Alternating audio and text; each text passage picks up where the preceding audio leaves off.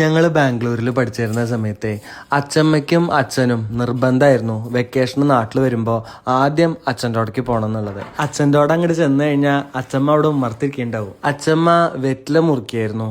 അങ്ങനെ വെറ്റില മുറുക്കി കറ വന്നിട്ടുള്ള പല്ല് കാട്ടി ചിരിച്ചും കൊണ്ട് അച്ഛമ്മ ചോദിക്കും, എൻ്റെ കുട്ടികൾ വന്നുവോ? ഞാനും അനുസരിച്ച് ഓടി ചെന്നിട്ട് അച്ഛമ്മേനെ കെട്ടി പിടിച്ചിട്ട് അച്ഛമ്മയുടെ കവിളത്ത് ഉമ്മ കൊടുക്കും കേട്ടോ. അച്ഛമ്മേനെ നല്ല മണമായിരുന്നു കേട്ടോ. വെറ്റിലയുടെയും പുകലയുടെയും ചുണ്ണാമ്പിൻ്റെയും എല്ലാം കൂടിയിട്ടുള്ള മുറുക്കേൻ്റെ മണമായിരുന്നു അച്ഛമ്മയ്ക്ക് എപ്പോഴും ഉണ്ടായിരുന്നത്. അത് മാത്രമല്ല അച്ഛമ്മയുടെ ചുണ്ട് ഇങ്ങനെ ചൊകേനെ ഉണ്ടായിരുന്നത്. എപ്പോൾ നോക്കിയാലും ഇങ്ങനെ മുറുക്കിയിട്ടേ. അച്ഛമ്മയുടെ കയ്യിലെ പിച്ചള കൊണ്ട് ഉണ്ടാക്കിയിട്ടുള്ള മുറുക്കാഞ്ചെല്ലാം ഉണ്ടായിരുന്നത്. അതിനൊരു കുഞ്ഞേ താക്കോലും ഉണ്ടായിരുന്നു. അതിപ്പോൾ ഈയിടെ ഞാൻ വെല്ലച്ചൻ്റെ അടുത്തേക്ക് പോയപ്പോൾ വെല്ലച്ചൻ്റെ അടുത്ത് ഇരിക്കണ കണ്ടു. രാത്രി ഞാനും അഞ്ചേച്ചിയും അച്ഛമ്മയുടെ കൂടെ ആയിട്ടോ കിടക്കുക. അച്ഛമ്മ അങ്ങനെ മുറുക്ക കെട്ടിപ്പിടിക്കും. എന്നിട്ട് ഒരുപാട് കഥകൾ പറഞ്ഞു തരും. അവസാനം ഒരു പാട്ട് പാടി തരും.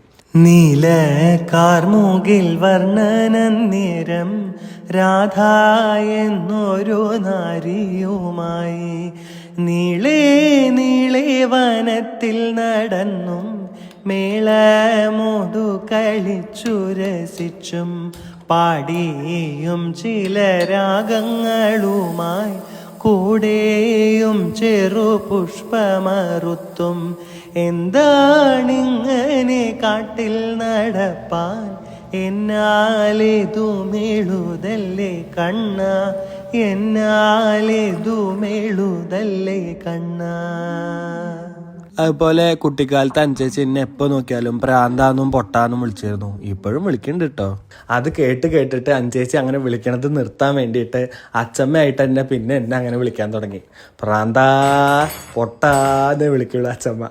ഞാനാണെങ്കിൽ അച്ഛമ്മ എന്നെ കളിയാക്കാന്നുള്ളത് വിചാരിച്ചിട്ട് കുറെ ദേഷ്യപ്പെടും. പക്ഷെ അച്ഛമ്മ അഞ്ചേച്ചറ സ്വഭാവം നിർത്താൻ വേണ്ടിയിട്ടായിരുന്നു. അച്ഛമ്മയുടെ വെറ്റിലച്ചല്ല അവിടെ വെല്ലിച്ചൻ്റെ അടുത്ത് ഇരിക്കണം കണ്ടപ്പോഴേ വെല്ലിച്ച അച്ഛമ്മയുടെ ആ വെറ്റിലച്ചല്ല എനിക്ക് തരുമോ എന്നുള്ളത് ചോദിക്കണം എന്ന് വിചാരിച്ചു. പക്ഷേ പേടി കാരണം ധൈര്യശാലി ചോദിച്ചില്ല. ഓണററി ക്യാപ്റ്റൻ പത്മനാഭൻ വെല്ലിച്ചനോട് ചോദിക്കാൻ ഇത്തിരി പേടിയുണ്ടേ. ചെക്ക തോക്കെടുക്കും. അയ്യോ, ഇന്നത്തെ കഥ പറഞ്ഞ് നേരം പോയി. എന്നാ ശരി കേട്ടോ, പോയിട്ടിച്ച് പണിയുണ്ട്.